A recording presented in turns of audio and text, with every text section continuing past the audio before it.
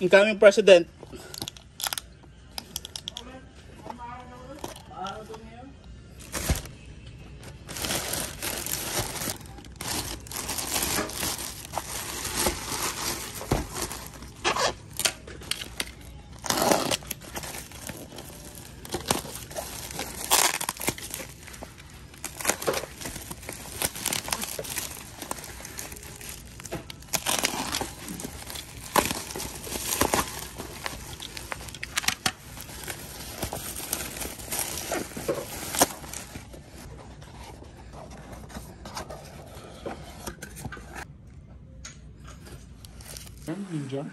So ito yung mga ikakabit natin, magiging brake upgrade natin kay Maxine, isa-isahin natin. So ito yung 260mm na RCB Big Beast. Yung ano niya, floating siya, floating beast na 260mm. Nabili natin to kay Ponyo Motorcycle Parts sa Shopee. Sa paghahanap-hanap natin kasi bihira na yung black yung ganito eh. Mas gusto ko kasi yung black. So, sa paghanap natin sa Shopee, yun yung nakita natin si Ponyo. Sa Kainta, yung shop niya. Siya rin yung pinakamura. Actually, yung nakita ko. Sa kanya tayo umorder nito. So, Big Beast. Ito yung isa. RCB na 4-pot. Actually, ito naman, ang hirap maghanap na nitong parts na to sa Shopee. Actually, nagtanong na rin tayo sa mga tropa natin na may shop. Usually, itong mga to, nag-out of stock sa kanila. So, tinanong natin si Liano Garage, ay Just Troops, tropa din natin, din mga parts na na available sila. So, kaya na tayo na sa online. Gano'n tayo sa Shopee ng R1 kasi nagustuhan natin yung R1. Hindi kasi natin kaya yung Brembo, masyado nang mahal yung Brembo para kay Maxine. So, sabi nung advice ng isa natin kaibigan naman si Papa Marvin MC Parts ng Gapan, na sa mga shop din natin na pinupuntahan doon, 4-pot RCB na lang daw. So ito, sinunod ko yung payo niya. Nag-RCB ako ng 4-pot. Ito yun, ang hirap ako maghanap ng kulay na gusto ko kasi gusto ko maging team niya is red para bagay na rin sa RCB. So yun. So nakahanap tayo ng red. Hindi ko sa Shopee to nabili kasi sa Shopee ang available lang usually is mga black, gold, blue. Yung red wala. So buti na lang tanong tayo kay Boys Toys sa Fairview. So meron tayong nakuha pa sa kanyang stocks. 4-pot na caliper. Actually, pwede ito sa harap, pwede din sa likod. Universal naman to. 4-pot kasi 4 piston. 1, 2, 3, 4. So, 4 piston siya. So, bakit nga ba tayo nag-upgrade? Para at least lumakas-lakas yung preno natin. Isa rin kasi sa kailangan natin yan para sa safety natin yung mga ganito, brake system natin. So, sa brake system kasi natin kay Maxine, tayo. Yung disc natin, naka-stock tayo. Stock size lang yun na TDR, plus TDR din na brake hose. Kinakabitin natin yung before. Sunod natin dito, syempre, kapartner nyo yung big disc nyo. Ito dito. Kapartner yan dito. Pero para sa harap siya parehas itong dalawa na to. So, sa harap itong dalawang to. So, susunod natin yung ito, pang likod. R series din ng RCB, which is yung R55. 2-pot. Double piston din siya. Kasi yung stock natin sa likod, kaya yung sa harap natin ng NMAX natin, 1-pot lang yun eh. So 2-pot din, 2 piston, 1, 2 piston siya. So sa likod natin siya ikakabit. So pag kaibahan kasi daw ng 2-pot is sabay ikaklamp yung disc natin. Sa 1-pot kasi, ganun lang niya, tinutulak niya. So ito sabay, same with 4-pot, yung Porsa. So kaya upgrade tayo nito.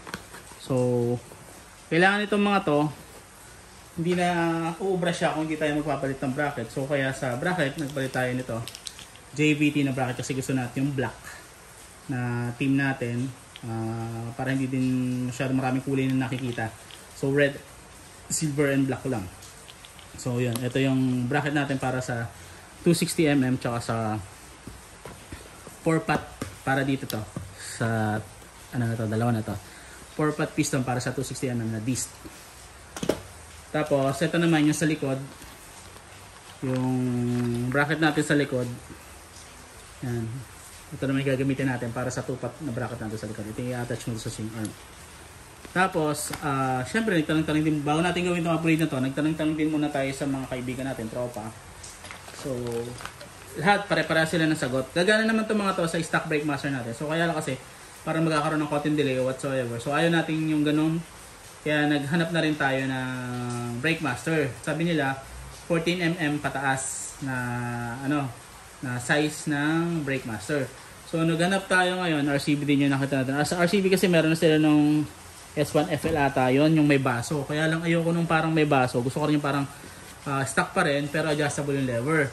Yung E2 kasi 14mm na siya pero yung lever niya hindi adjustable kasi gusto ko yung adjustable kasi maraming tayong beses na save yung adjustable na brake lever natin. Pag medyo na-slide tayo, natumba tayo before, umaangat lang yung ganun, umaangat yung lever niya ganun. Hindi siya napuputol or nababali or whatsoever. So kaya nakahanap naman tayo ng E3 Plus na brake lever adjustable to. Ayan yun, ito. Sa Shopee natin din nabili. Actually, pinakamura din nabili natin shop. So, tagal ko naghanap na ganito, nakakita ko. Ayan. Adjustable siya. Ito yung ina-adjust niya. Yung sa S3 kasi nagamit ko, dito siya na-adjust. Ito kasi yung unang model ng ayan. Angat siya na ganyan. So, tsaka dito, ayan. Makita mo, 14mm. Minimum, maximum, minimum. Tapos ito. Hindi ko alam kung makikita natin. 14mm. So, ayan siya. So, ito sa Shopee ko din to nabili. Ito sa mga Shopee. Maliban dito kay maliban dito kay R35, kay Boy Size natin nabili. Itong, na to. Ilalagay ko na lang sa link lahat ng ng napagbilang ko shop. Ito lahat yung ikakabit natin kay Maxine. Dadalhin natin doon sa shop ng tropa kay Ronald sa Ross Motorcycle Repair Shop. Dahil, sabihin natin sa inyo ano yung magiging experience natin, ano yung mga changes na nararamdaman natin sa brake, kung lumakas nga ba talaga, kung worth the upgrade nga ba talaga. Mga presyo ito, lagyan na din sa link. May brake fluid tayo, ito yan. .4 dapat ginagamit natin.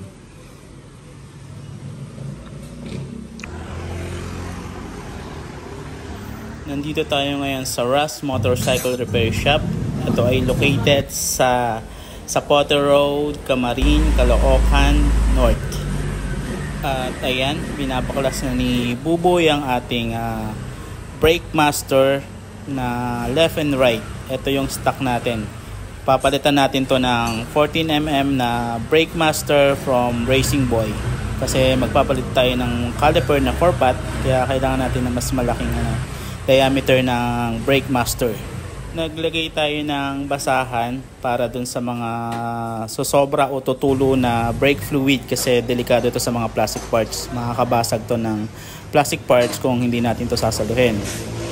Ito at ini-install na ni Bubo yung ating Racing Boy brake master na 14mm.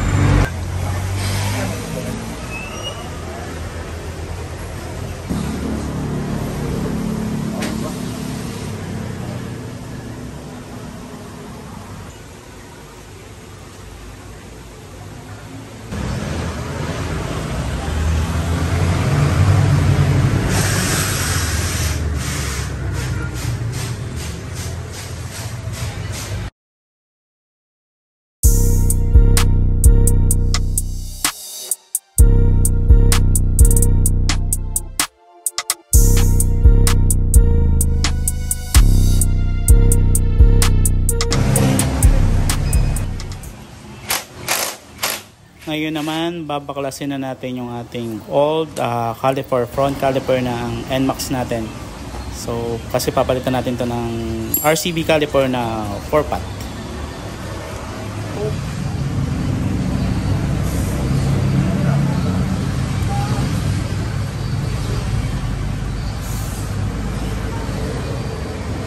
O gamitin mo na lang yung copper niyan. Copper. Ito, copper nito. Hindi na natin lalagay. Oo. Hindi na yan. Hindi pala natin mabiblade to. Ha? Hindi natin mabiblade. Hindi mabiblade. Pag hindi yung isa gagamitin. Ayun lang. O di isa nga maano natin. Nandun na yung bleeder eh. Yung sa likod pwede gamitin yung old banjo bolt kasi May drain. Oo, may drain siya sa rear.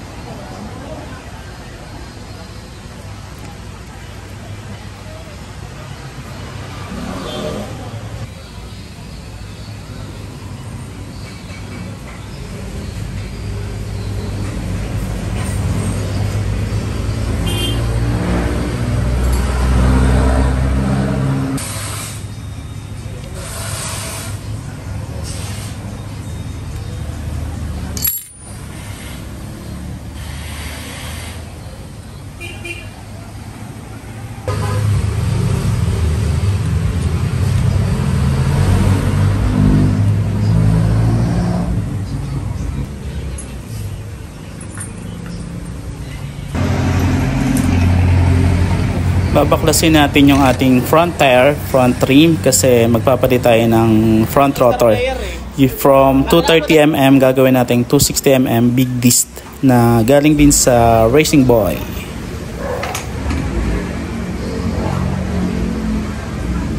Suck this out.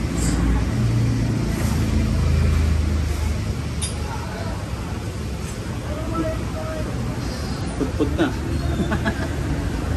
Itong babag natin.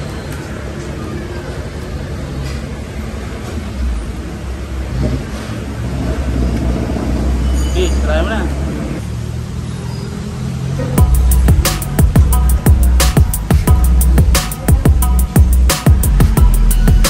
Sakto ba? Wala na ito, may lock natin.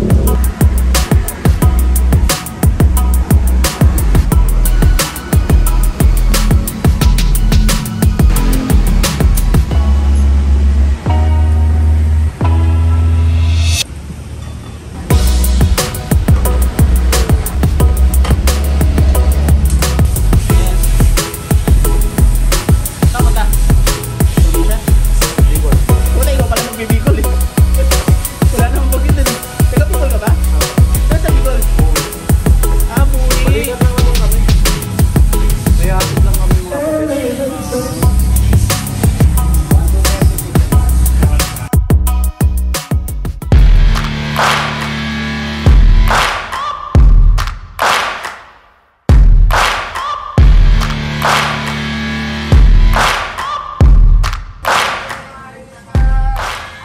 At ngayon, babaklasin naman natin ang ating rear caliper. Ang ipapalit natin ay Racing Boy na 2-pot na R55. R-series nga pala yung mga ginamit nating caliper dito sa ating brake system upgrade. Sa harap, 4-pot na R1. Tapos sa likod ay R55 na 2-pot caliper. Color red.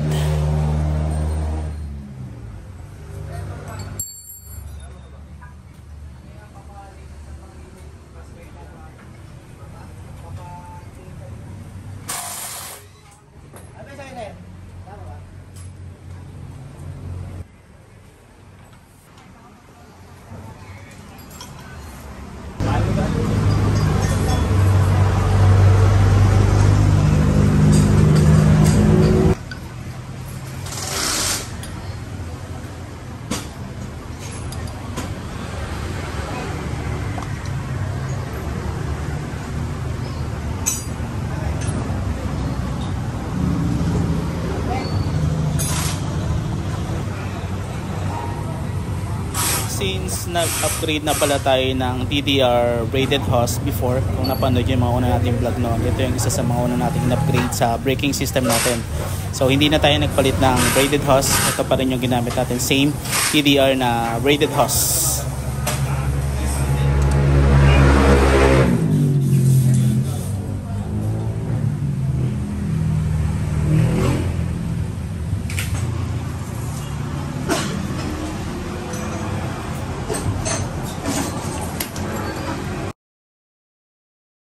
I can feel the blood creeping up from the heathens. Got will, got fight, got pride, got reason. If they wanna go eat, then you know I'm gon' feed them. If you're coming for me, hope you're ready for a demon. I got eyes in the back of my head, I'm seeing. Take me for granted and you know I'm leaving. I'ma take what's mine with the webs I'm weaving. I could take this crowd from seeing to believing. Got a taste for blood and my tongue keeps bleeding. From the words I spit, so sharp, so freezing. So cold, behold, frostbite they feeling. I can tear it apart.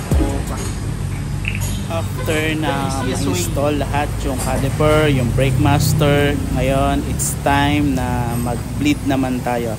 Ito yung pinaka-isa sa important na proseso sa pagpapalit natin ng brake system, yung bleeding. So gumagamit tayo ngayon ng DAT4 na Bendix brake fluid. Ang DAT4 kasi ay maganda compared sa DAT3. Ang DAT4 ay hindi siya ganoon kainit sa sa loob. Hindi siya masasabi natin hindi siya kalaban ng mga ng mga rubber. So mabait siya sa mga rubber seals natin. Hindi katulad ng DAT3, di umano mainit kaya madaling masira yung mga kit natin, brake kit. Kaya gumagamit tayo ng DAT4. Kahit sa Civic EK natin, .4 na rin ang ginagamit natin kasi mas malamig to, tsaka hindi siya ganong umiinit.